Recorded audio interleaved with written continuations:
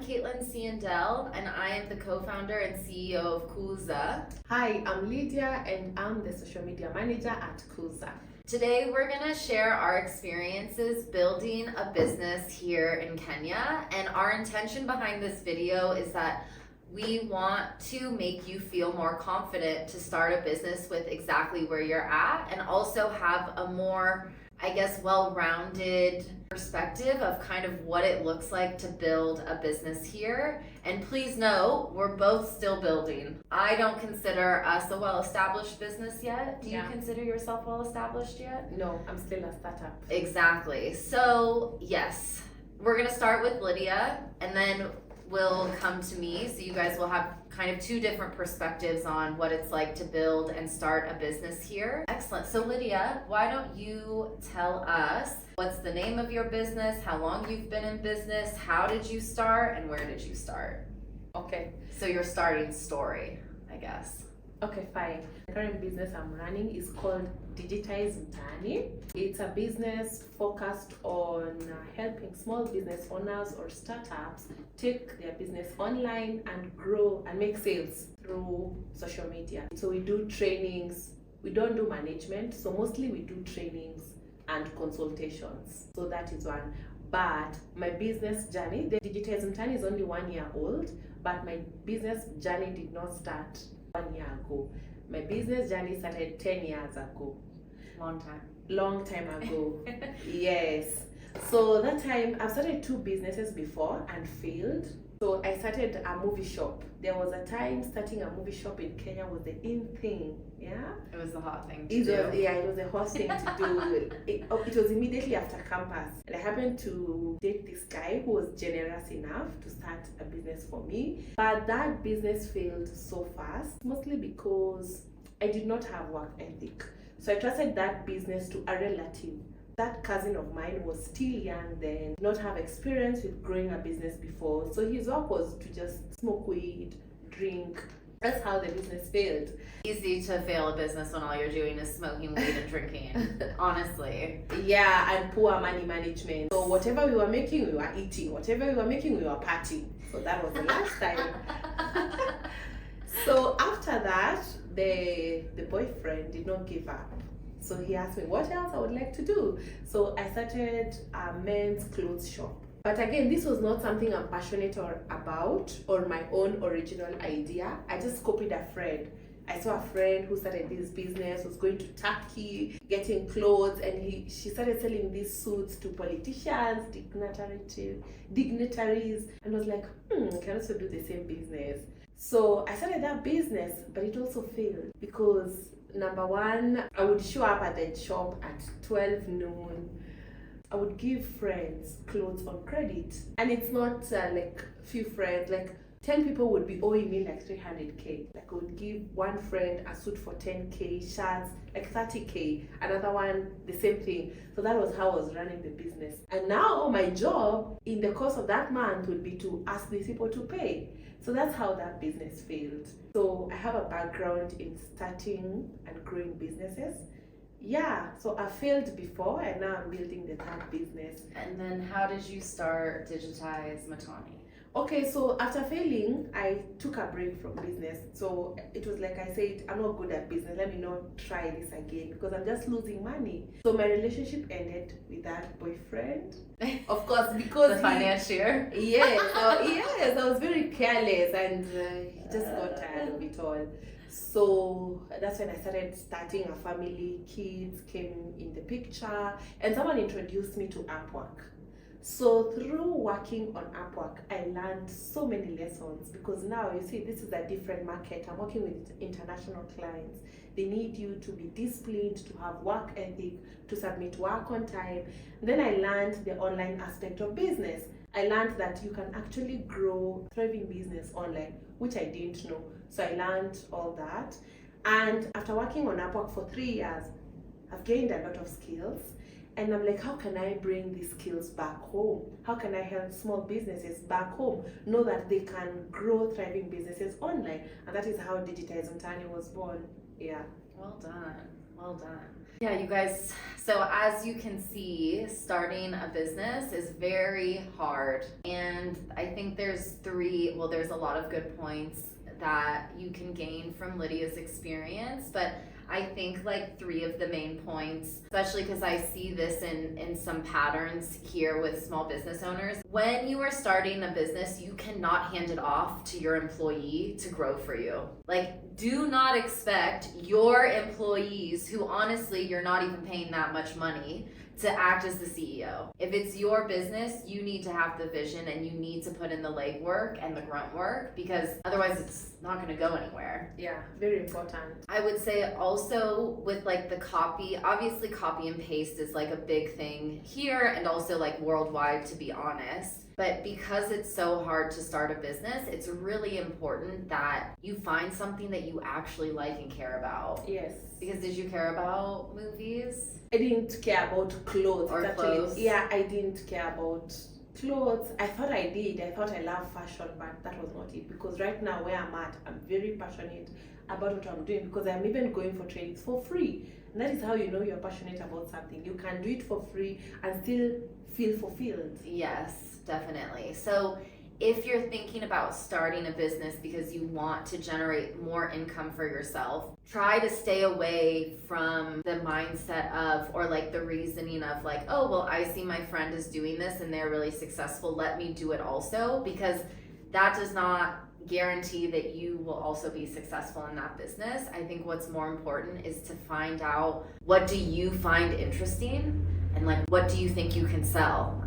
Or what can you do? And just kind of start there. And then the third important thing is having some sort of financial policies around your family and friends. So if you are selling anything, you're not going to be like taken for a ride. Yeah. And give people for credit. Yeah, just Please, Father Christmas. Yeah. No. This is not a charity. We're not handing out things. It's not an NGO. So be really clear about your financial policies and be okay with feeling guilty while also being able to say no to people, because how are you going to run a business on credit? Yeah. You can't. Yeah. You can't.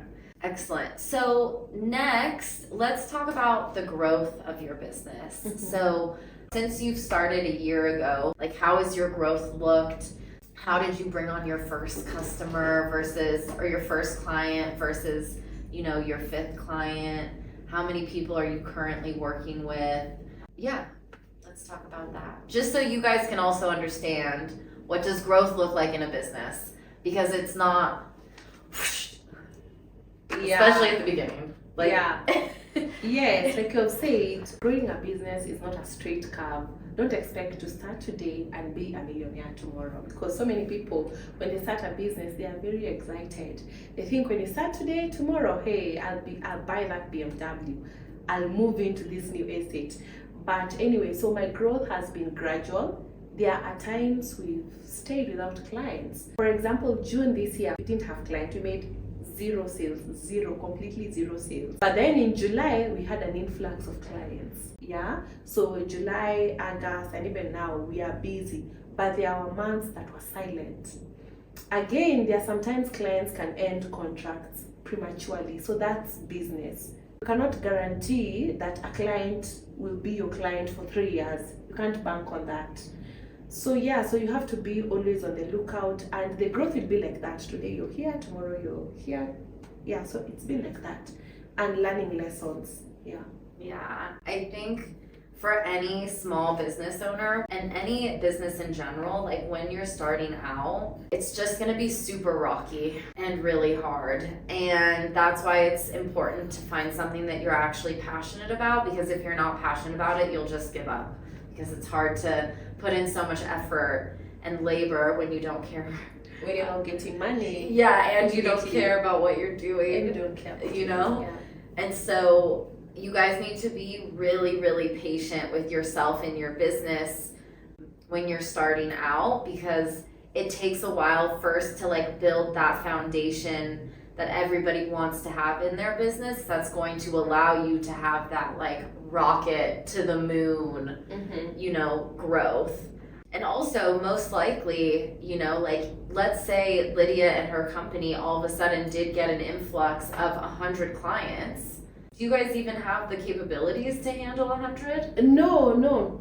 It's actually a good thing that you brought that up. Yeah, I think it's a mistake when you do a lot of outreach or marketing efforts and you don't have systems in place.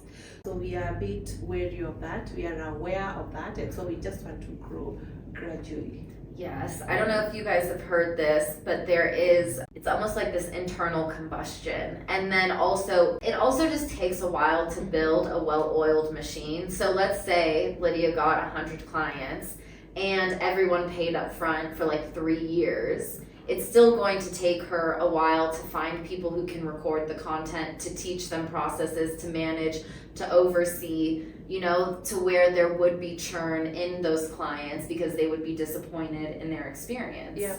And so gradual growth, like with the tech startup scene and with the startup scene here in Kenya, I know there's a lot of PR and narratives, like it's an industry that I am in very deeply, is the tech startup scene, and there's a lot of narratives and there's a lot of PR, but that's like a whole different way of approaching business that takes a lot of capital and extreme growth, and a lot of it's unrealistic, especially for this setting, like in sub-Saharan Africa, but we can talk about that like maybe in another video. But gradual growth and like healthy growth is really where you want to be as a business owner, especially a small business owner, so that you can also learn along the way and gradually expand your like reach and also your expenses, right? Because you also don't want to just have 1 month of growth and you think that 1 month means that all the months following are going to be that growth. Yeah. And then you bring on a bunch of people, or you move to a bigger shop, you buy a lot of stock, and then all of a sudden it dips down and now you're stressed because your revenue is not enough to match your expenses. And so this is also why it is really important that as a business owner, you guys, whether you're using Kuza or another way, but that you are using something to really start to understand the trends of your business so that you can plan for when you have a month of no sales. Yeah, you make data-based decisions. Like, how did you guys get through? I mean, you weren't using Kuza at the time, so you don't have to use, obviously it's my company, I want you guys to use us, but you don't have to use us because you weren't using Kuza. Yeah, and so how did you guys get through your month in June? We have savings. That's how we survived. You see, savings is very good, you guys. Yeah. And so when you have those months of a lot of busyness, it's important to put something aside. Yeah. How do you save? Like, how do you make your savings decisions in your business? 10% of every pay that you get, 10% goes to the savings. We have with my co-founder, we have a joint SACCO account at a SACCO. So we are saving. For future expansion, maybe we need to buy an iPhone for good content creation. Maybe we need a car to be going around pitching. So 10% of every income we make, we put it in the savings. Excellent. Yeah. So you guys, I hope, is there anything else that you want to say about starting a business, or anything that you would like recommend to people like when they start? Okay, I forgot to tell you how I got my first client and how I've been getting clients. And I would just like to say that it's a lot of hard work. It's not easy. You cannot be lazy and sleep and expect to get clients. It's just a lot of hard work. I put myself out there. I know people are afraid of social media, people have imposter syndrome, people have fear, but you have to overcome all these things. You have to think, if I don't do these things, I won't be able to get clients. And then I joined a lot of communities. Like how I got this job, I saw it in an advert through a WhatsApp community. I immediately applied and I got the job. So put yourself out there, be all out, join those WhatsApp communities, join Facebook groups, let people see your work on social media. It'll be easy for you to get clients. Definitely. Yeah. And you'll have at least like a track record to show people when someone asks, because that's what I asked you. I was like, do you have examples of work? Yes. And then you sent me them and I was like, okay. It's like Looks good. So let's at least try. But So build a portfolio, show testimonials of your work. Yeah, you can't sleep and sell.